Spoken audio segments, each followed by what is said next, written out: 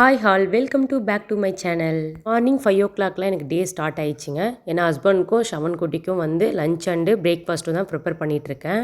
Cooking work எல்லாமே complete பண்ணிவிட்டு இன்றைக்கி வீடு வந்து ஒரு பெரிய டீப் க்ளீன் தாங்க பண்ண போகிறேன். வீட்டை நீட்டாக அண்ட் க்ளீனாக வச்சுக்கிறதுக்கு சில டிப்ஸ் தாங்க நான் இதில் ஷேர் பண்ணியிருக்கேன். உங்களுக்கு ரொம்பவே யூஸ்ஃபுல்லாக இருக்கும். அதுவும் பேபி வச்சுருக்கவங்க கண்டிப்பாக இந்த மாதிரி வீடியோஸ் பார்த்தீங்கன்னா உங்களுக்கு ரொம்பவே யூஸ்ஃபுல்லாக இருக்கும். ஏன்னா அவங்கள வச்சுட்டு நம்மளால் பண்ண முடியலேன்னு சொல்லிட்டு நீங்கள் ஃபீல் பண்ண வேண்டியதே கிடையாது. நான் ஃபாலோ பண்ணுற ஒரு சின்ன சிம்பிள் டிப்ஸ் தாங்க நான் உங்கள் கூட ஷேர் பண்ண போகிறேன். மார்னிங் நான் எழுந்ததுமே பிரேக்ஃபாஸ்ட்டு லஞ்ச் எல்லாமே ப்ரிப்பேர் பண்ணிவிடுவேன். முடிஞ்சால் வந்து டின்னருக்கும் நான் வந்து ஆஃப்டர்நூன் டைமில் செஞ்சு வச்சுருவேன். அதுக்கப்புறம் குட்டி பையனை வந்து ஒரு 3 hours இல்லைனா ஒரு 2 hours கம்பல்சரி தூங்கிடுவான். அவன் தூங்குகிற டைமில் நான் சும்மா இருக்கவே மாட்டேன். வீட்டில் என்னென்ன வந்து டஸ்ட்டாக இருக்கோ அதெல்லாம் வந்து கொஞ்சம் கொஞ்சமாக நான் வந்து க்ளீன் பண்ணிவிடுவேன். ஆனால் ஒரு 2 yearsஆக என்னால் எதுவுமே பண்ண முடியலங்க. ஏன்னா எனக்கு சப்போர்ட்டிங் யாருமே கிடையாது. எனக்கு பேபி ஃபார்ம் ஆச்சு. ஸோ அப்பத்துலேருந்தே நான் வந்து வீடு எதுவுமே பண்ண முடியல. ஏன்னா ஹஸ்பண்டும் வந்து ஆஃபீஸ் போயிட்டு என்னை வந்து ரெஸ்ட்டில் வேறு இருக்க சொல்லியிருந்தாங்க. ஸோ அவர் தான் என்னை பார்த்துக்கிட்டாங்க. வீடே ஒரு மாதிரி தலைக்கீழ மாறின மாதிரி ஒரு ஃபீல் ஆகிடுச்சு. வர வர எனக்கு இந்த வீட்டில் இருக்கவே பிடிக்காமல் போயிடுச்சு. அதான் ஹஸ்பண்ட் கிட்ட நான் வந்து வீடு கூட மாறிடலாமான்னு சொல்லிட்டு சம்டைம்ஸ் நான் கேட்குற மாதிரி சுச்சுவேஷன் ஆகிடுச்சு. ஏன்னா வீடு ஃபுல்லாக ஒரே டஸ்ட்டு இந்த மாதிரி இருக்கும்போது எனக்கு ஒரு மாதிரி மைண்டே ரொம்ப டிப்ரெஷனாக இருந்தது.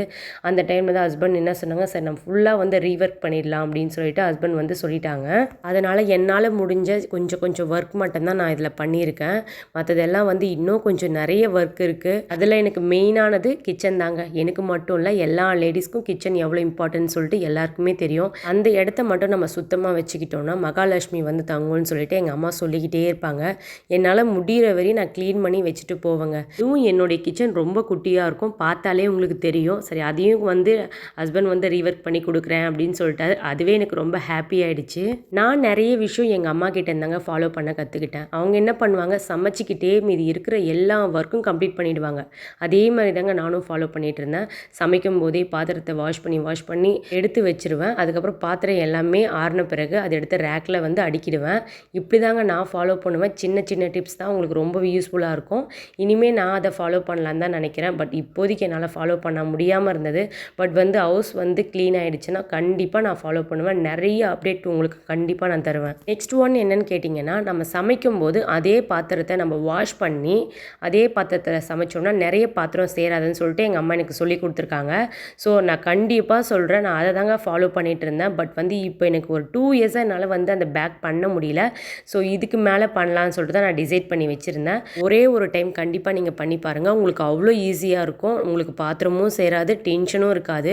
ஒரு வேலையை நம்ம அப்புறம் செஞ்சுக்கலாம்னு நினச்சோன்னு வச்சுக்கோங்க, கண்டிப்பாக நம்மளால் பண்ணவே முடியாது. அந்த வேலையை அந்த டைமே செஞ்சால் தான் நமக்கு வந்து மைண்டும் ஃப்ரீயாக இருக்கும். நம்மளும் கொஞ்சம் நேரம் ரெஸ்ட் எடுக்கலாம். அந்தந்த வேலையை அப்பப்போ முடிக்கிறது தான் நல்லது. கண்டிப்பாக நீங்கள் ஃபாலோ பண்ணுங்கள். உங்களுக்கு ரொம்பவே யூஸ்ஃபுல்லாக இருக்கும். நிறைய பேர் எனக்கு தெரிஞ்சு என் ஃப்ரெண்ட்ஸ் சர்க்கிள்லேயே வந்து வீக்லி 1 times இல்லை 2 times தான் வந்து துணி போடுவாங்க மிஷினில்.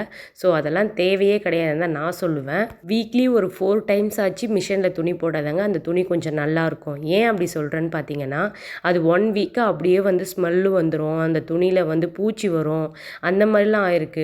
வந்து என்னை பொறுத்தவரையும் அப்படி பண்ணுறது ரொம்ப தப்பான விஷயம். சில பேர் பண்ணுறதா இருந்தால் தயவு செஞ்சு மாற்றிக்கோங்க. இன்றைக்கி லஞ்ச் மெனு என்னன்னு சொல்லிட்டு நான் இன்னும் சொல்லவே இல்லை. இன்றைக்கி வந்து தயிர் சாதமும் அண்டு யாம் தாங்க என்னுடைய பையன் கேட்டிருந்தான். ஸோ அதுதான் நான் வந்து ப்ரிப்பேர் பண்ணிகிட்ருக்கேன். அப்புறம் வந்து நைட்டே சொல்லிட்டான், மம்மி எனக்கு வந்து பூரியும் உருளைக்கிழங்கு வேணும்னு சொல்லிட்டு. வந்து கேட்டானே தவிர சரியாக சாப்பிட முடியல. ஏன்னா வேன் வேறு சீக்கிரமாக வந்துட்டு போகுதுன்னு சொல்லிட்டு ஃபாஸ்ட்டாக கொஞ்சமாக சாப்பிட்டுட்டு போயிட்டான். நான் வேறு கொஞ்சம் பேக் பண்ணி கொடுத்துட்டேன். சரி நானா நீ வந்து வேனில் சாப்பிட்ருன்னு சொல்லிட்டு.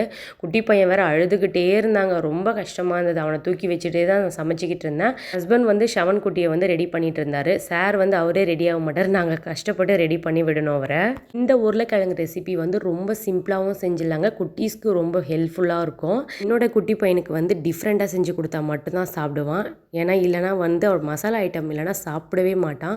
அதனால் நான் என்ன பண்ணேன், கொஞ்சம் ஆயில் ஊற்றிட்டு கடுகு போட்டுட்டு கடலைப்பருப்பு அதுக்கப்புறம் வந்து ஆனியன் போட்டு நல்லா கொஞ்சம் நேரம் வந்து குக் பண்ணிவிட்டு அதுக்கப்புறம் இஞ்சி பூண்டு விழுது அதுக்கப்புறம் கொஞ்சமாக பிரியாணி மசாலா ஆட் பண்ணிவிட்டேன். அதில் தெரியவே தெரியாது நான் ஆட் பண்ணது, அந்த அளவுக்கு இருக்கும். ஆனால் ஸ்மெல்லு சூப்பராக இருக்கும். என்ன தான் என் பையனுக்கு நான் பார்த்து வீட்டில் சமைச்சு கொடுத்தாலும் அந்த கடையில் விற்கிறதும் கொஞ்சம் வேணும்னு சொல்லிட்டு அடம்பிடிச்சி எடுத்து வச்சுக்கிட்டான். அவனுக்கு வந்து சீஸ் பால்லாம் ரொம்ப பிடிக்கும். ஸோ அதை தான் கொஞ்சோண்டு பேக் பண்ணியிருந்தேன். ஷவன் குட்டியை ஸ்கூலுக்கு அனுப்பிட்டு குட்டி பையனுக்கும் சாப்பாடெலாம் ஊட்டி விட்டுட்டு அதுக்கப்புறம் தாங்க நான் வந்து க்ளீன் பண்ணலான்னு சொல்லிட்டு வந்திருந்தேன். கிச்சன்லாம் க்ளீன் பண்ணிவிட்டு அதுக்கப்புறம் இந்த ஷெல்ஃப் க்ளீன் பண்ணலான்னு சொல்லிட்டு தாங்க வந்திருந்தேன். இந்த இடத்த மட்டும் பாருங்களேன் எப்படி இருக்குன்னு சொல்லிட்டு. தண்ணிலாம் ஊறி அப்படியே எப்படி ஆயிடுச்சு வச்சுக்கோங்க. ஒரு மாதிரி நெஸ்ஸியாக இருந்தது, எனக்கு பிடிக்கவே இல்லை. அதனால தான் ஹஸ்பண்ட் கிட்ட தயவு செஞ்சு நீங்கள் இங்கேருந்து ஷிங்க் எடுத்துருங்க அப்படின்னு சொல்லிட்டு தான் இப்போ நான் அவர்கிட்ட கேட்டிருக்கேன். கண்டிப்பாக நான் அடுத்தடுத்த வீடியோவில் நான் உங்களுக்கு அப்டேட் பண்ணுறேன். இதில் எவ்வளோ டஸ்ட்டு மட்டும் சேரும்னு பாருங்களேன். ஏன்னா என்னால் இத்தனை நாள் பண்ணவே முடியல. உண்மையே சொல்லணும்னா இன்றைக்கி எப்படியாச்சும் பண்ணி ஆகணும். ஏன்னா நம்ம கொஞ்சம் கொஞ்சமாக பண்ண முடியும். இந்த 1 வீக்லேயே வந்து எல்லா ஒர்க்கும் முடிக்கணும். அதுக்காக நம்ம ஹஸ்பண்ட் வந்து நமக்கு ஹெல்ப் பண்ணுற வரை நம்ம எதிர்பார்த்துட்ருக்க முடியாதுல்ல. அதனால் நானே இறங்கிட்டேன். சரி நம்மளால் முடிகிற ஒர்க் மட்டும் நம்ம பண்ணிடலாம், முடியலன்னா ஹஸ்பண்டை பண்ண சொல்லிடலாம் அப்படின்னு சொல்லிட்டு நான் விட்டுட்டேன். ஃபுல்லாக பெயிண்ட் பண்ணுவாங்க, எல்லாத்தையும் உடச்சி எடுப்பாங்க. என்ன பண்ணுறதுன்னு தெரியல. இந்த குட்டி பசங்களை வச்சுட்டு நான் எப்படி தான் இதை மேனேஜ் பண்ண போகிறேன்னு தெரில. சரி பண்ணாமல் விட்டுடலாம், நெக்ஸ்ட் இயர் பண்ணிக்கலாம்னு சொல்லிட்டு தான் ஆக்சுவலி நாங்கள் யோசித்தோம். ஆனால் வீட்டோட நிலமை பார்த்தா ரொம்ப மோசமாக இருக்குது. சரி கையோட பண்ணிடலாமேன்னு சொல்லிட்டு தாங்க பண்ணிக்கிட்டு இருக்கோம். எனக்கு இன்றைக்கி ஒரு டாஸ்க் தாங்க. ஏன்னா வந்து இவ்வளோ வேலையும் நான் ஒரு 2 ஹவர்ஸில் கம்ப்ளீட் பண்ணணும். நம்ம மனசு வச்சா எதுவுமே நடக்காதுன்றதே கிடையாதுங்க. நம்ம நினச்சா கண்டிப்பாக முடியும். அப்படி தான் நான் வந்து கண்டிப்பாக முடிச்சிடணும் அப்படின்னு சொல்லிட்டு ஃபாஸ்ட்டாக செஞ்சுக்கிட்டு இருப்பேன். நான் எந்த வேலை செஞ்சாலுமே ஆக்டிவாக தாங்க செய்வேன். எனக்கு இந்த வேலை செய்கிறதுக்கெல்லாம் சோம்பேறித்தனம் படவே மாட்டேன். பட் ஒரு சிலர் வந்து வேலை செய்யணுன்னா அவ்வளோ கஷ்டப்படுறாங்க. நம்ம வேலை செஞ்சோன்னா நம்ம உடம்பு அவ்வளோ ஆரோக்கியமாக இருக்கும், ரொம்ப ஆக்டிவாக இருக்கும். நான் வந்து வில்லேஜில் வளர்ந்ததால் எனக்கு அது தெரியும்னு நினைக்கிறேன். ஏன்னா எங்கள் அம்மாலாம் நல்லா வேலை செய்வாங்க, ஆக்டிவாக இருப்பாங்க. அவங்ககிட்டேருந்து பார்த்து கற்றுக்கிட்டது தான் நான். நீங்களும் அந்த மாதிரி வந்து கொஞ்ச நாள் ட்ரை பண்ணி பாருங்கள். உங்களுக்கே அவ்வளோ ஒரு சூப்பராக இருக்கும். எங்கள் வீடு ஸ்டெப்ஸாண்ட பாருங்களேன், எவ்வளோ கீழே எவ்வளோ டஸ்ட்டு, எவ்வளோ மெஸ்ஸியாக இருக்குது. நானும் ஹஸ்பண்ட் க்ளீன் பண்ணுவாங்கன்னு பார்த்துக்கிட்டே இருந்தேன். அவர் பண்ணுற மாதிரி வழியே இல்லை. சரி நம்மளே களத்தில் இறங்கிடுவோம்னு சொல்லிட்டு நானே பண்ணிட்டேங்க. கொஞ்சம் ஹெல்ப் பண்ணுங்க அப்படின்னு சொல்லுவேன். அதோ பண்ணுறேம்மான்னு சொல்லுவாங்க. பட் வந்து பண்ணவே மாட்டாங்க. அது 2-3 டேஸ் ஆகிடும் கூட பண்ண மாட்டாங்க. அந்த வேலை அப்படியே நிற்கும். அது நானே செஞ்சுட்டு போயிடலாமே உங்ககிட்ட சொல்கிறதுக்குன்னு சொல்லிட்டு தான் நானே க்ளீன் பண்ண ஸ்டார்ட் பண்ணிட்டேன். இதுக்கு தாங்க நான் கொஞ்சம் கொஞ்சமாக டஸ்ட்டு சேரும்போதே நான் ஒட்டரெல்லாம் அடித்து க்ளீன் பண்ணி எடுத்துருவேன். பட் வந்து இந்த குட்டி பையன் விடவே மாட்டான். அவன் இருந்தால் எப்படி பண்ண முடியும் சொல்லுங்கள்? ஒரு ஆள் ஹேண்டில் பண்ணிவிட்டு பண்ணுறது கொஞ்சம் கஷ்டமாக இருக்கும். சரி அதனால தான் வந்து அவன் இல்லாத டைம், அவன் தூங்கிட்டு இருக்க டைம் கொஞ்சம் கொஞ்சமாக செய்வேன். இருந்தாலும் இந்த ஸ்டெப்ஸ் கீழே பயமாக இருந்தது. ஏன்னா பாம்பு கீம்பு வந்துருமோன்னு சொல்லிட்டு கூட கொஞ்சம் பயந்தேன் நான். தன் கையே தனக்கு உதவின்ற மாதிரி நம்ம யாரையுமே எதிர்பார்க்கவே கூடாதுங்க. ஹஸ்பண்ட் கூட சரி நம்ம வேலையை நம்ம பார்த்துக்கணும்னு சொல்லிட்டு மட்டும் நான் எப்போவுமே யோசிப்பேன். எனக்கு முடியாத டைமில் உடம்பு சரியில்லைன்ட்டு படுத்தா மட்டும்தான் என் ஹஸ்பண்ட் எனக்காக கொஞ்சம் ஹெல்ப் பண்ணுவாங்க. இல்லைன்னா சுத்தமாக செய்ய மாட்டாங்க. அந்த மாதிரி உங்கள் ஹஸ்பண்ட் இருப்பாங்களான்னு சொல்லிட்டு எனக்கு கமெண்ட் செக்ஷனில் சொல்லுங்கள். ஒரு பக்கம் வேறு ஒரே பயமாகவே இருந்தது. குட்டி பையன் எங்கே எழுந்துப்பானோன்னு சொல்லிட்டு அவனையும் போய் பார்த்துட்டு வந்துட்டே தான் பண்ணிகிட்டு இருந்தேன். மேலே கீழே ஏறி பண்ணுறதுக்குள்ளே எனக்கு ரொம்ப டயர்டாயிடுச்சு. ஏன்னா வந்து வீடு ஃபுல்லாக பாத்ரூம் எல்லாம் வேறு சேஞ்ச் பண்ண போகிறாங்க. ஸோ அதனால் நான் என்ன பண்ணேன், பெட்டு தூக்கிட்டு போய் மேலே இருக்க ரூம்லேயும் போட்டுட்டேன். குட்டி பையனையும் மேலேயே தூங்க வச்சுட்டு அவருக்கு ஏசி போட்டு விட்டால் போதும், நல்லா தூங்கிட்டு இருக்கான். எங்களுடைய பூஜை ரூம் இது தாங்க. எப்படி மெஸ்ஸியாக இருக்குது பாருங்கள். இவ்வளோ டஸ்ட்டாக இருக்கவே இருக்காது. பட் வந்து வேறு வழி இல்லை, ஹேண்டில் பண்ண ஆள் இல்லைன்னா லேடிஸ் வீட்டில் ரொம்ப கஷ்டம். அந்த மாதிரி தான் இருக்குது இப்போ எங்கள் வீட்டு சிச்சுவேஷன். ஸோ எல்லாத்தையுமே நான் ஒட்டடிச்சு க்ளீன் பண்ணி அதுக்கப்புறம் எல்லாமே நான் வந்து பெயிண்ட் பண்ணாதாங்க அது ஒரு டிசிப்ளினாக இருக்கும்னு சொல்லிட்டு நான் நினைக்கிறேன். இப்போ என்னென்னா நம்ம கஷ்டப்பட்டு க்ளீன் பண்ணி எடுத்து வைப்போமா, ஸோ அது அந்த பொருள் அங்கேயே இருக்கவே இருக்காது. அது இடம் மாறிட்டே இருக்கும். அப்போ நமக்கு என்ன வரும், கோவம் தான் வரும். என்னுடைய ஹஸ்பண்ட் அதில் வந்து குழந்தை மாதிரி பண்ணுவாங்க. ஒரு பொருள் எடுத்தாருன்னா ஒரு இடத்துல கரெக்டாக வைக்கவே மாட்டாங்க. அது மாற்றி வச்சுருவாங்க. அதனால் எங்களுக்கு ஒரு ஆர்கியூமெண்ட்டே நடக்கும். உங்கள் வீட்லேயும் அந்த மாதிரி நடக்குமான்னு சொல்லிட்டு கமெண்ட்டில் சொல்லுங்கள். நான் எப்படின்னா குழந்தைக்கு எட்டாத இடத்துல தான் நான் வைப்பேன். பட் வந்து இதெல்லாம் ரொம்ப மெஸ்ஸியானதால் எனக்கு ரொம்பவே கஷ்டமாக இருந்தது. என்கிட்ட வந்து நிறைய ஹேண்ட் பேக்ஸ்லாம், நிறைய வேஸ்ட்டான பேக்ஸ்லாம் நிறையவே இருக்குது. சரி எது வேணுமோ அது மட்டும் எடுத்துக்கிட்டு எதெல்லாம் வேண்டாமோ அதெல்லாம் வந்து தூர போட்டுடலாமேன்னு சொல்லிட்டு எல்லாத்தையுமே எடுத்து க்ளீன் பண்ணிட்டு இருந்தேன். ஃபஸ்ட்டெல்லாம் என்னோடய ரொட்டீன் வேறு மாதிரி இருக்கும். பூஜை பண்ணாமல் நான் ஒரு நாளும் இருந்ததில்லை. பட் வந்து என்னால் இப்போ அது பண்ண முடியலேன்னு சொல்லிட்டு அவ்வளோ ஃபீலிங்காக இருக்குது. இப்படியாச்சும் பேக் டு ஃபார்ம் போயே ஆகணும் அனிதான்ற மாதிரி தான் ஒரு ஃபீலில் நான் உட்காந்துட்ருக்கேன். கீழே இருக்க கபோர்டு எல்லாத்தையுமே நான் க்ளீன் பண்ணிட்டேன். கிச்சன்லேயும் சரி இங்கேயும் சரி. பட் வந்து மேலே ரேக்கில் இருக்கிறது என்னால் க்ளீன் பண்ணவே முடியல. ஏன்னா வந்து அது மேலே ஏறணும், என்னால் முடியாது. ஹஸ்பண்ட் வந்தால் மட்டும்தான் அதை க்ளீன் பண்ணி எடுக்க முடியும்.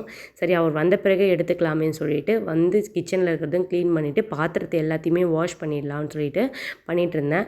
அதுக்குள்ளே கடவுளை வேண்டிகிட்டு இருக்கேன். ஐயோ குட்டி பையன் எழுந்துக்கக்கூடாது அப்படின்னு சொல்லிட்டு வேண்டிக்கிட்டே பண்ணிக்கிட்டு இருந்தேன். எனக்கு எப்படின்னா ஒரு வேலை எடுத்தால் ஐயோ அது முடிச்சாகணும், இல்லைனா எனக்கு தூக்கமே வராது. அந்த மாதிரி பர்சன் தான் நான். ஃபஸ்ட்லாம் துணி காய வச்சு மேலேயே மடித்து எடுத்துகிட்டு வந்துடுவேன். இப்போல்லாம் ரொம்ப வெயிலாக இருக்குது, வெயிலில் நிற்கவே முடியலன்னு சொல்லிட்டு எடுத்துகிட்டு வந்து சோஃபாவில் போட்டு தாங்க துணியவே மடிக்க ஸ்டார்ட் பண்ணுறேன். இந்த வீடியோ கண்டிப்பாக உங்களுக்கு ரொம்பவே டிப்ஸ் கிடைச்சிருக்கும், ரொம்பவே யூஸ்ஃபுல்லாக இருக்கும்னு நினைக்கிறேன். நம்மளோட வீடியோ எண்டுக்கு வந்துட்டோம். இந்த மாதிரி மோர் வீடியோஸ் பார்க்க நம்ம சேனலை நீங்கள் சப்ஸ்கிரைபர் பண்ணாதவங்களா இருந்தால் கண்டிப்பாக சப்ஸ்கிரைபர் பண்ணிக்கோங்க.